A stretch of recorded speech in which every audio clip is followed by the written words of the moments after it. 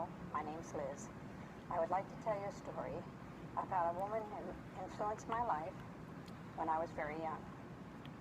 I graduated from high school in 1963 and joined the U.S. Air Force. From there, I was sent to Lackland Air Force Base in Texas, where I met Tina. She was one of my roommates at the time. We got connected, and she was one of the best people that I've ever met.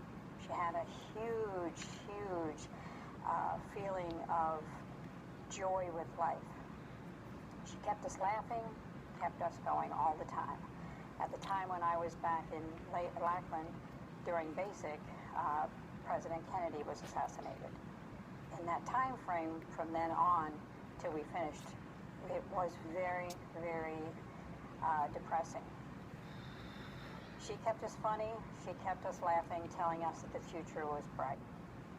From there, we went to Greenville, Mississippi, where we learned how to carry people on our cots.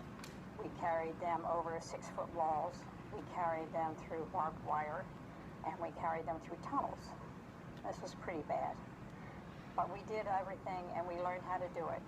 Tina was always there encouraging, always telling us to keep going. She was probably one of the best people on our team. From there, we got sent to Montgomery, Alabama. Now, if you remember, in the 1960s, it was very segregated. There were a lot of riots. There was also the Vietnam War. Tina, who happened to be my very best friend at the time, was black. We loved to go shopping together. We loved to go to the movies together. Unfortunately, when we went to Montgomery, we couldn't really do all of those things. We went to a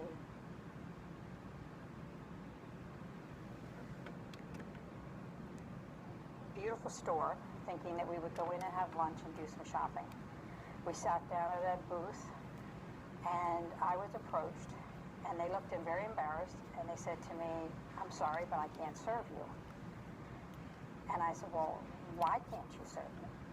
They said, "Well, you're white." Tina, of course, leans over and says, "I knew there was something wrong with you."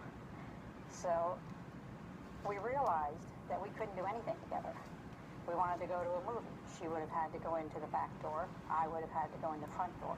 But we wouldn't have been able to sit together.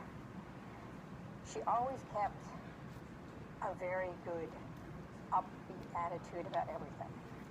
She was a person that had always looked that the future could be changed, that it would always get better, no matter what life threw at you.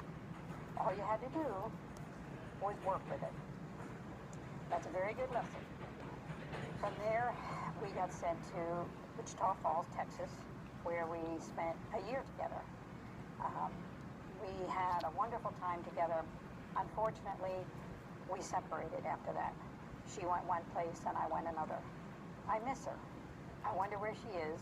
I wonder what life has taught her, what kind of problems she's had to incur. Maybe someday we'll get to see each other again. I hope so.